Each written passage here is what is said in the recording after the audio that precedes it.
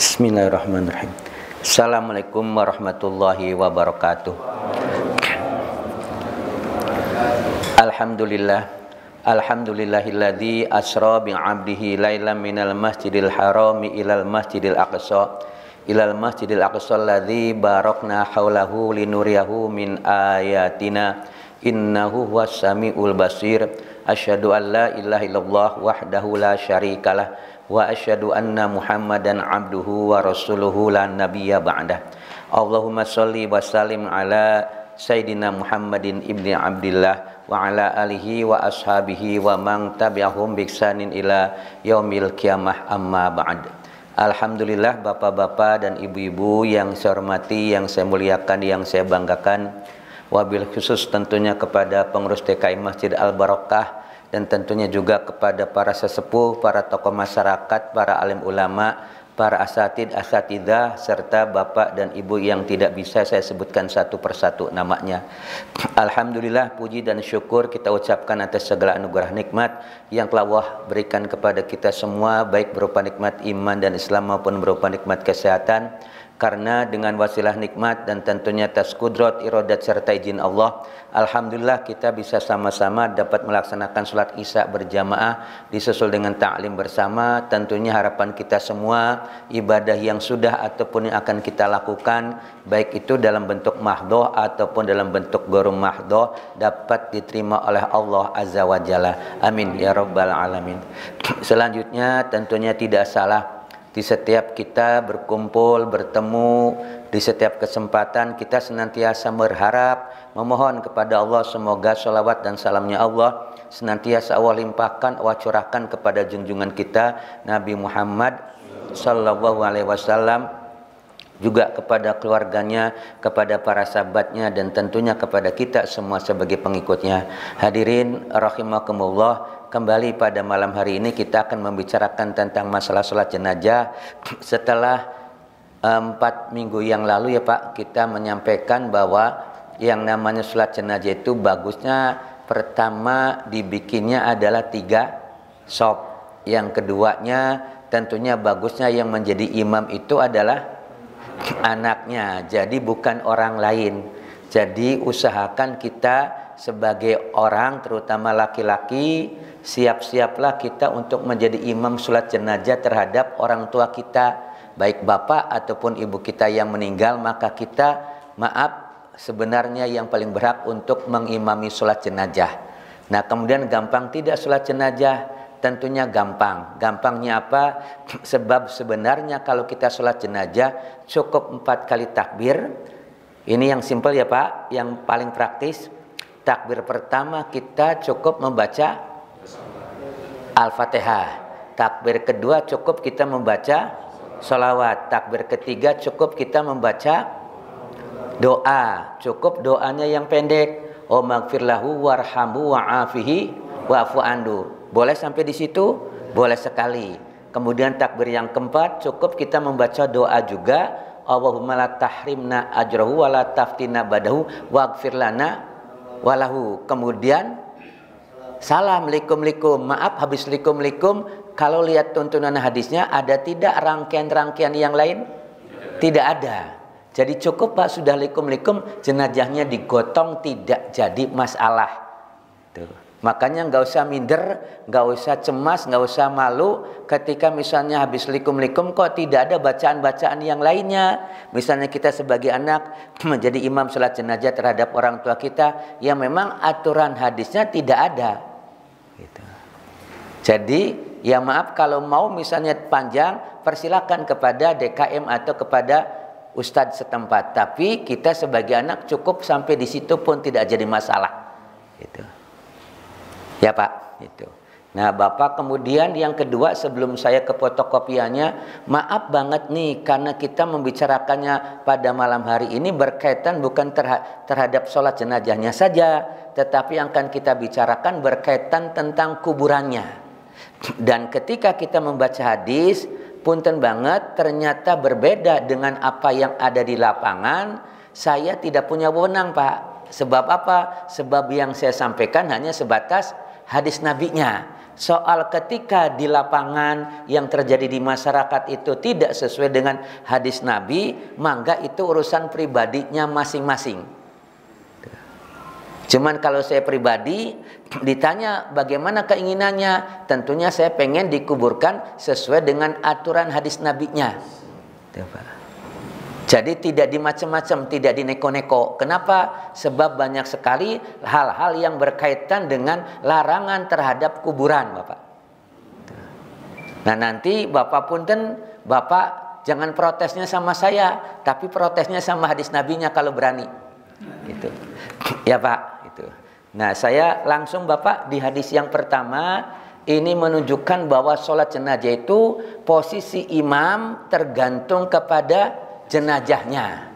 Kalau jenazahnya perempuan maka posisi imamnya adalah di tengah. Kalau jenazahnya laki-laki ada di kepalanya. Jadi imam sholat jenazah ketika dia akan menyolati jenazah nanya dulu, ini jenazahnya laki atau perempuan.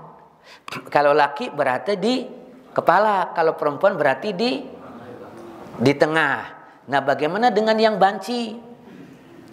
Kalau betul-betul banci gitu. Kalau betul-betul banci, kan pernah kita sampaikan Pak Punten, dalam Islam ada tidak yang namanya banci? Ada. Yang dua jenis kelamin lahirnya. Nah saya ulang lagi ya Pak Punten, saya boleh kemukakan. Jadi dalam aturan Islam, saya mundur dulu, pernah kita sampaikan, yang namanya banci boleh tidak menjadi imam bagi banci lagi. Makmumnya banci, imamnya banci, boleh tidak? Tidak boleh. Itu. Jadi yang namanya makmum banci itu hanya boleh bermakmum kepada imamnya yang laki-laki. Banci tidak boleh bermakmum kepada perempuan, banci juga tidak boleh bermakmum kepada banci. Kenapa? Banci tidak boleh bermakmum kepada banci, apalagi kepada perempuan, sebab dikhawatirkan banci yang menjadi makmum adalah banci laki-laki, sementara banci yang menjadi imam adalah banci perempuan. Dengan demikian yang namanya banci, kalau dia sholat berjamaah imamnya kudu laki-laki, sebagaimana kita laki-laki kalau sholat berjamaah imamnya kudu laki-laki. Kita tidak boleh kalau sholat berjamaah imamnya perempuan ataupun banci, kudu imam kita laki-laki adalah laki-laki lagi. Sementara kalau perempuan silakan, dia jadi makmum sholat berjamaah, mau imamnya laki-laki, mau imamnya perempuan, mau imamnya banci, boleh tidak perempuan? Boleh tidak Pak?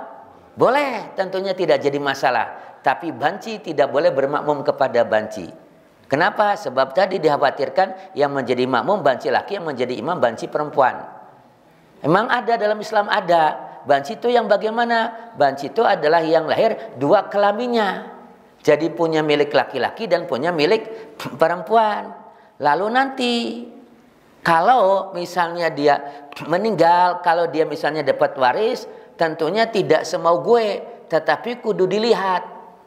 Yang pertama, kalau memungkinkan dilihat kencingnya dari mana yang dominan. Kalau kencingnya itu dari milik laki-laki berarti laki-laki, yang perempuannya dibuang. Kalau yang keluarnya dari milik perempuan berarti perempuan. Yang keduanya adalah dilihatnya dari dalam perutnya ada rahim atau tidak. Kalau ada rahim berarti itu perempuan, yang laki-lakinya dibuang. Kalau tidak ada rahim berarti yang perempuannya yang dibuang.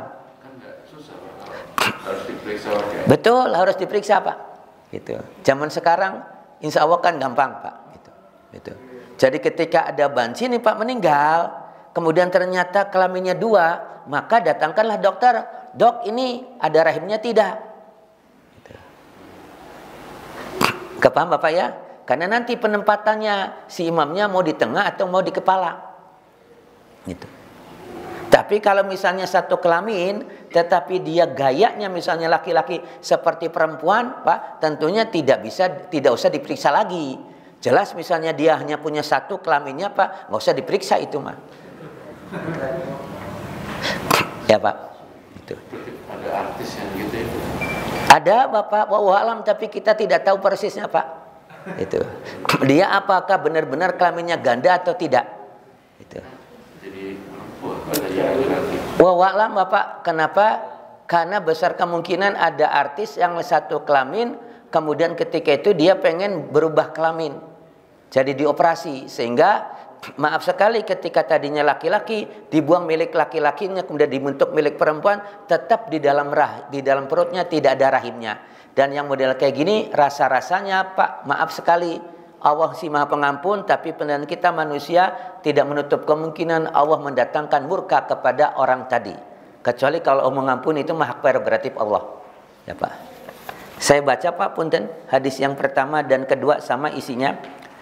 Langsung kepada rawi yang terdekat Pak. An Abi Ghalib, dari Abi Ghalib di lembaran ke-1 yang paling atas di pojok di ujung, qala berkata sholatu ma'an Anas bin Malik, saya sholat bersama Anas bin Malik ala janazati rajulin, atas jenazah yang laki-laki. Faqala hibala ra'sihi, ternyata Anas menjadi imam untuk jenazah yang laki-laki itu di arah kepalanya.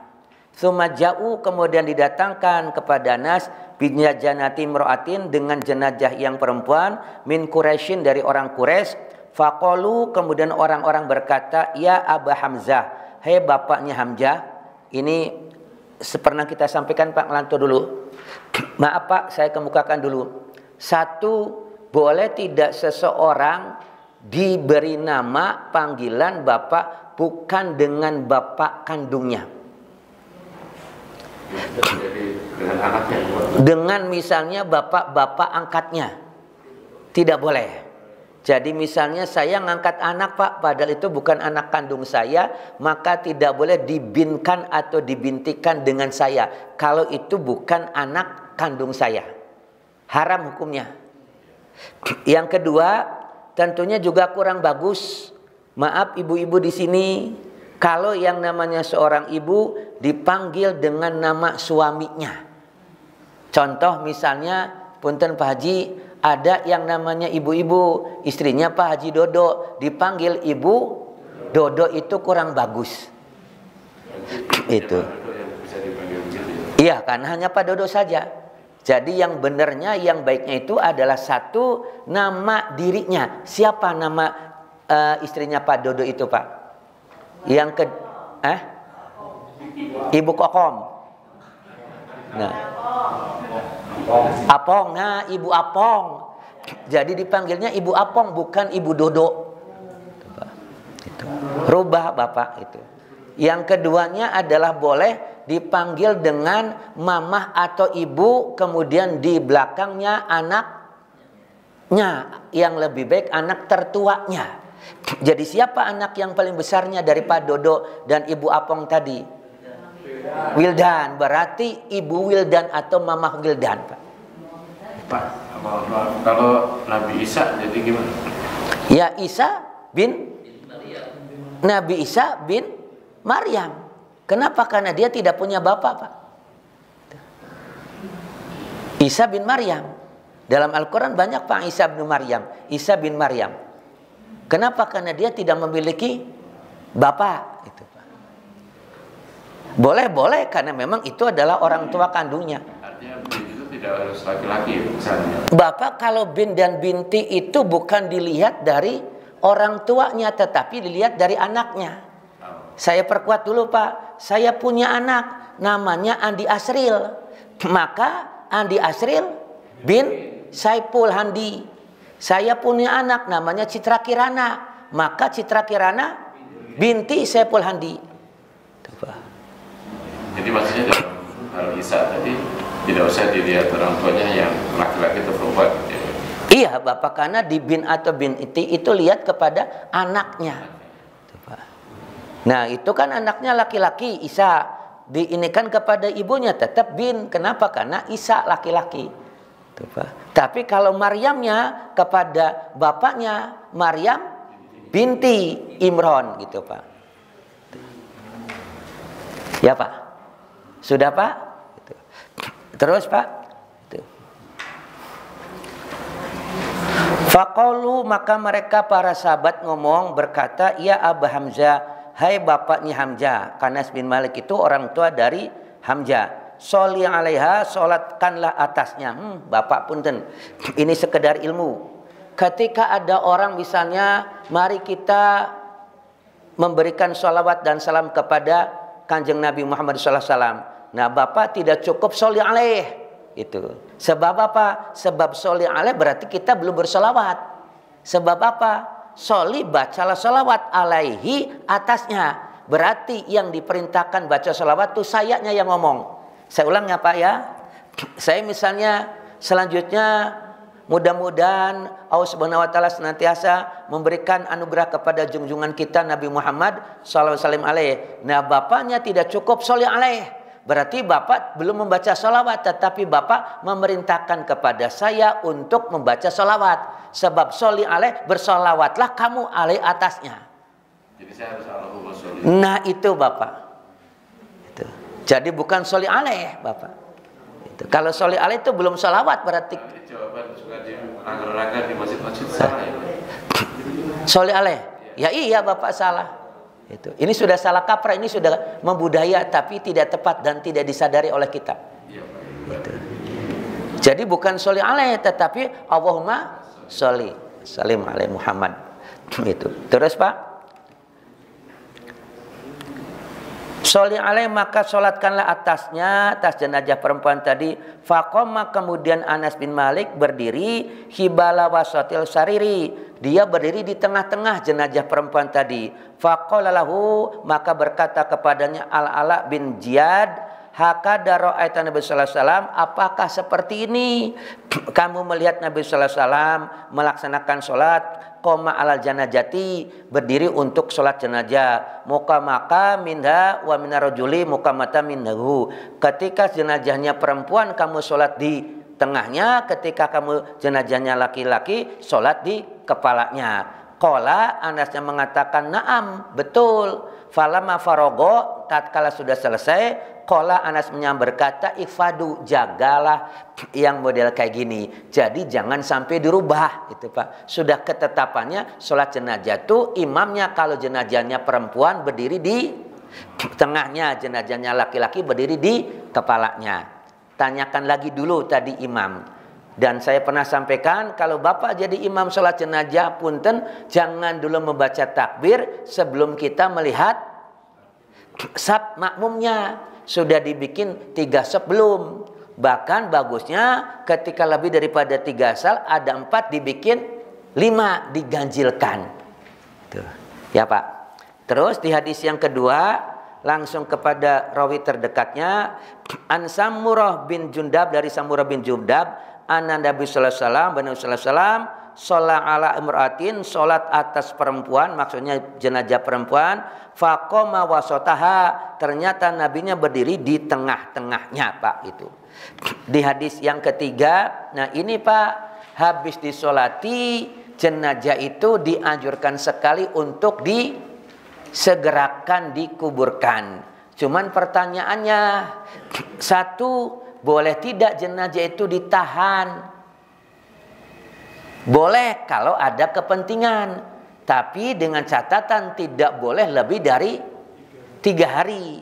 Kenapa kok tidak boleh lebih dari 3 hari?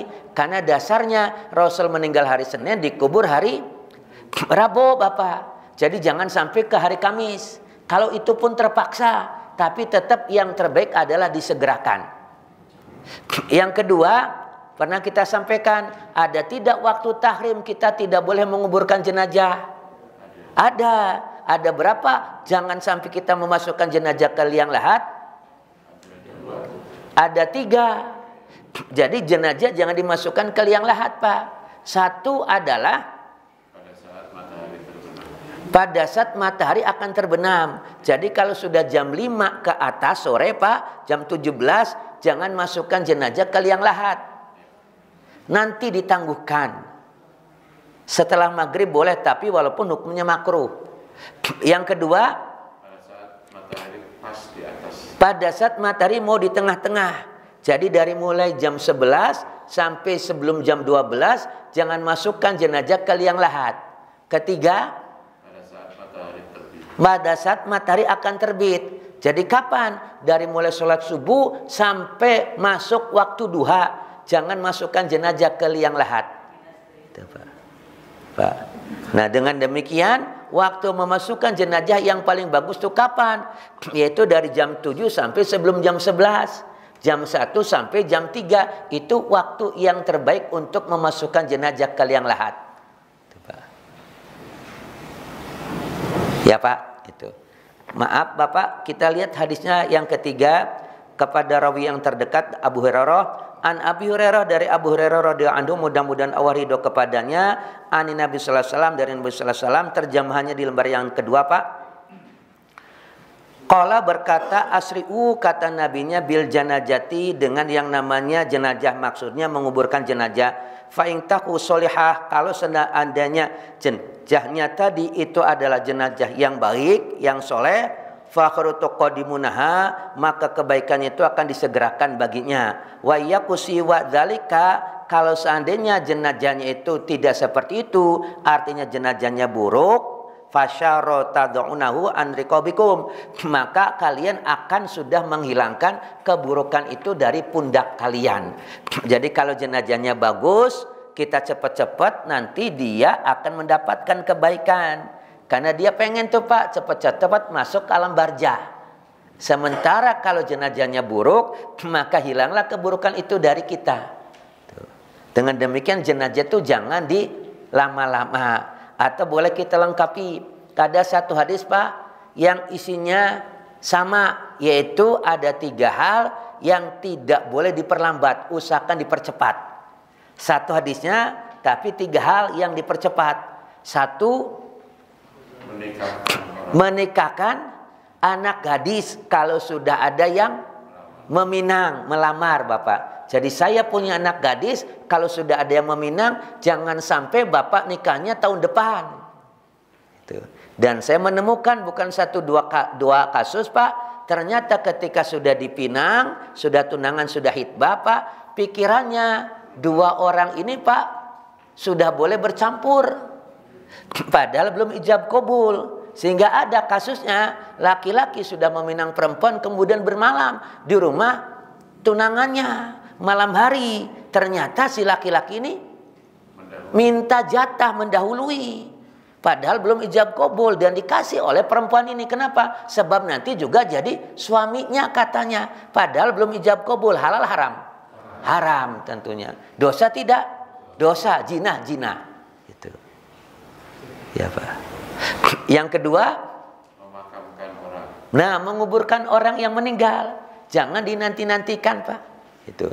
Yang ketiga, nah Bapak bayar utang tidak yang dimaksudkan di sini. Sebab bayar hutang mah bisa ditangguhkan sesuai dengan perjanjian. Apalagi kita sama-sama tahu punten Pak, bolehlah kita lengkapi. Kalau yang namanya hutang, lengkapnya bagusnya 1 kudu ada saksi. Saksinya berapa orang? 2 orang laki-laki. Boleh tidak ada perempuannya? Boleh. Tetapi seperempuan semua boleh? Tidak boleh. Jadi 2 orang laki-laki atau pilihan yang keduanya 1 laki-laki 2 perempuan. Bukan banyak, 2 perempuan Pak. 1 laki-laki 2 perempuan. 2 kudu apalagi ada penulis, sekretaris Pak. Katib kudu ada penulisnya. Itu ketiga, borak mah pelengkap Pak gitu. Tidak ada borak pun sebenarnya tidak jadi masalah. Itu mah kalau seandainya kita di tengah jalan. Yang ketiga kudu ada yang mengimlakan, mendiktekan. Itu. Jadi kudu ada yang mengimlakan. Kemudian tentunya yang keempatnya kudu ada hitam di atas putihnya Pak. Lengkapnya ini. Ya wala Bapak komisinya mah gitu. Cuman disinilah nilai ada ibadahnya. Itu Pak ya. Jadi utang piutang tuh bagusnya model kayak gini Pak itu. Dan tadi ketika mengimlakan utangnya berapa, kemudian kapan dibayarnya itu tertulis di situ. Sehingga hutang tidak menutup kemungkinan Bapak ya. Sekali lagi bahwa walaupun itu sudah sebulan tidak langsung dibayar. Kenapa? Karena ada perjanjian kapan dia bayar hutangnya. Itu. Sesuai dengan perjanjian. Sehingga boleh kita lengkapi. Apakah orang yang punya hutang itu, maaf Bapak ya, itu dia wajib semuanya menerima zakat mal? Saya punya hutang nih Pak, saya boleh tidak menerima zakat mal? Belum tentu, tidak semua. Sebab apa? Syaratnya orang yang punya hutang itu menerima zakat mal, satu adalah hutangnya bukan untuk maksiat. Saya Bapak ikut tumpangan, ikut judi Piala Dunia, kalah saya Bapak 1 miliar. Saya ngejagoin Jerman, ternyata Bapak yang lain ngejagoin Argentina, yang menang Argentina. Saya bayar Bapak gitu 1 miliar hutang. Saya ternyata Bapak dililit hutang, maka saya berhak tidak menerima zakat. Tidak, sebab apa? Hutangnya untuk judi. Yang kedua, hutang itu, orang yang hutang itu boleh menerima zakat manakala hutangnya sudah jatuh tempo. Selama hutangnya belum jatuh tempo, maka belum berhak menerima zakat. Itu diantaranya Pak, cuman bukan ini permasalahan kita. Jadi hutang bisa jadi Bapak tidak disegerakan, tetapi kapan jatuh temponya? Makanya tidak termasuk yang 3 ini. Nah yang ketiga yang harus disegerakan adalah bertobat dari dosa. Itu jangan ditangguhkan, jangan dinanti-nantikan, disegerakan Pak. Ya Pak, itu. Jadi menguburkan jenazah itu dipercepat. Bagus berarti kebaikannya dipercepat, buruk berarti menghilangkan keburukan dari kita. Hadis yang keempat Pak, ini aturan Islam bahwa kita tidak diperbolehkan ngomongin kejelekan jenazah. Walaupun jenazahnya itu jelek, tetap Bapak kita tutup mulut. Jangan kita ember. Kenapa? Sebab kalau kita ngomongin kejelekan jenazah, maka kata nabinya wajib jenazah tadi. Wajib apa? Masuk nerakanya. Dengan ya? Pasti baginya gitu. Iya Pak, pasti baginya. Dengan demikian maaf nih Pak, kalau kita mentelaah hadis ini terus terang Pak, diakui ataupun tidak, kita kudu yang namanya bagus dalam hablum minanas, di samping hablum minallah. Sebab bahaya kalau seandainya kita hablum minallahnya bagus sementara hablum minanasnya tidak bagus, kemudian ada orang yang ngomongin kita, jangankan banyak, 1-2 pun bisa bahaya. Sebab apa? Sebab Bapak yang hidup itu menjadi saksi kita kalau kitanya meninggal.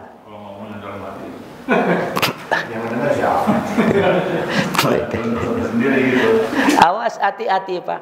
Itu hati-hati. Sering kan kita sampaikan ya Pak, maaf Pak sebelum saya baca hadisnya deh, untuk supaya kita tetap menjaga jangan sampai kita kasarnya punya musuh. Pertama tentunya Bapak apal dengan hadis ini. Kata nabinya la yahilu li muslimin ayyahjura ahu fawqa salasin. Tidak dihalalkan seorang muslim Bapak bermusuhan dengan muslim yang lainnya fawqa salasin, di atas 3 hari. Hadisnya belum titik. Ada lanjutannya. Wa man hajara fawqa salasin, barang siapa bermusuhan dengan orang lain lebih dari 3 hari, famata kemudian dia mati, maksudnya mati pada hari ke-4-nya. Kata nabinya apa? Dakhalan nar, maka orang tadi masuk neraka. Walaupun sedikit dosanya. Betul Pak, karena kita punya musuh. Itu. Makanya kita jangan sampai ngebenci orang lain Pak. Itu juga artinya dengan istri juga tidak boleh. Sama Bapak, kalau dengan istri maaf Bapak bukan 3 hari, 1 hari pun jangan. Kasihan istri kita kalau seandainya dibenci oleh kita sebagai suaminya, istri akan dilaknat.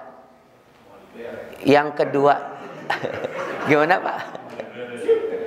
Nah, mau diberek mah itu lain Bapak, mau diberek mah itu lain, itu lain Bapak ya gitu. Itu ya itu. Dan awas Bapak jangan emosi. Kita kudu legowo Pak, kudu sabar. Ketika ngajak istri kita, maaf Pak, rada-rada bete, ya kita kudu sabar Pak. Yang keduanya tentunya kita sama-sama tahu Pak. Mudah-mudahan ini jadi keinget terus. Kalau saya terus terang keinget terus Pak, maka saya berusaha untuk tidak membenci orang. Kenapa?